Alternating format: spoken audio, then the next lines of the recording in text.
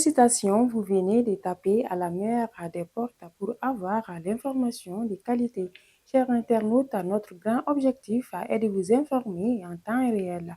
Disons-le sans détour, les universités privées contribuent à l'élargissement de l'offre de formation dans notre pays. Toutefois, certaines d'entre elles suscitent des réserves quant à la qualité des profils qu'elles mettent sur le marché de l'emploi. Il importe néanmoins de savoir distinguer le bon grain des livrets. Tout n'est pas à rejeter. En dépit de leur zone d'ombre, les universités privées constituent de véritables opportunités de formation académique et attirent de nombreux étudiants pour diverses raisons. L'enquête se poursuit sur nos plateformes digitales.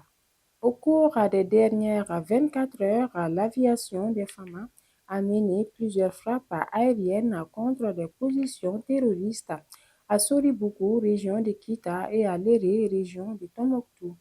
Ces opérations réalisées les 27 et 28 décembre dans le cadre de la surveillance du territoire national et au profit de l'opération Fougakene ont permis de détruire des bases terroristes, de neutraliser plusieurs combattants et de détruire du matériel dont un engin lourd sur un site d'orpaillage. L'état-major général des armées réaffirme la vigilance et la détermination des femmes à contrer toute menace ennemie.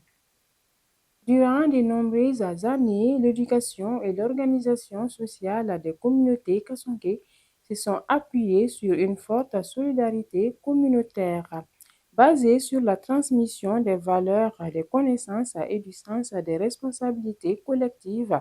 Ce système a durablement assuré la cohésion sociale. De nos jours, toutefois, cet équilibre est sérieusement mis à mal par les mutations liées à la modernité et à l'essor des nouvelles technologies de l'information et de la communication. Retrouvez l'intégralité de cette enquête sur notre site www.lesor.ml. L'AGETIC prévoit un budget de plus de 2,96 milliards de francs CFA pour l'exercice 2026, en légère baisse de 0,67% par rapport à 2025. Cette annonce a été faite lors de la 22e session ordinaire du conseil d'administration présidée par le ministre chargé de l'économie numérique Lamdou Ag Ilienne.